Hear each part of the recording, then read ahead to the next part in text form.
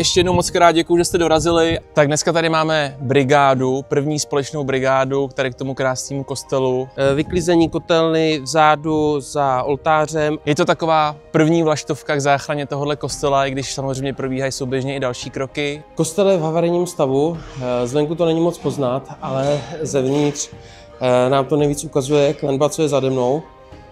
Ta je sádrová a na mnoha místech je polorozpadlá, hřití se. A podle zaměření, co máme, tak víme, že kostel se nám mírně začíná rozevírat. A to signalizuje, že máme v havarijním stavu krov. Přišlo dneska asi 60 lidí, takže jsme překvapení. Je o to opravdu velký zájem. Hele, mám se za vás připojit?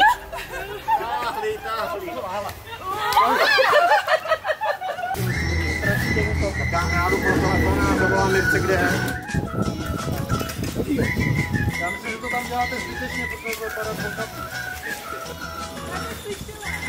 Sešli jsme se zde díky městu Hrob, díky církvi Československé husitské, díky místním spoluobčanům a jejich dobrosrdečnosti, abychom zde trošku sklidili a připravili náš krásný kostel vzkříšení k noci kostelu, která se bude konat 23.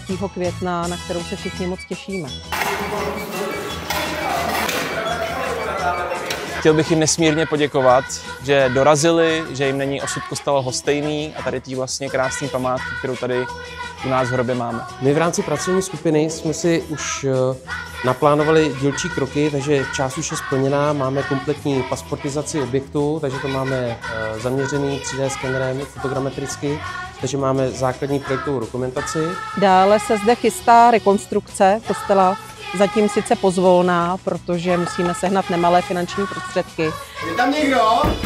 Ale i k tomu je zapotřebí vyklidit vnitřek kostela, opravit věž, kostelní hodiny, prořezat stromy. A k tomu všemu jsme se dnes sešli, abychom společnými silami toto všechno dokonali k dobrému dílu. Což si myslím, že se teda skutečně dnes podaří. Přeje nám k tomu i krásné počasí. No, ty hodiny jsou z Lipska. Tady je čtvrťový válec, každý má svý závaží. Je tady takový převod na tyhle struny. A ty potom zvedají ty kladiva, který uhodějí do toho cymbálu, říká se tomu cymbal. Teď vlastně na to budou navazovat projekt havarijní opravy. A ta havarijní oprava se bude týkat krovů a nějaký dílčí menší části se budou týkat opravy obvodového pláště, protože tady jsou někde vypadané kameny, tak to zase nevyžaduje tak velkou projektovku. To můžeme udělat jakoby v rámci nějakého zjednodušeného řízení.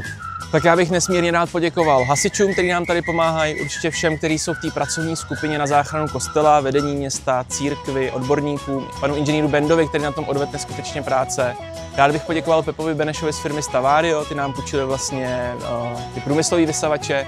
A rád bych poděkoval taky panu Holímu z Hrobských uzenin, který nám zajistil tady občerstvení a bušty na dnešek. Děkujeme moc krát, vážíme si vaší pomoci a budeme pokračovat dál, ať tenhle krásný kostel společně zachráníme.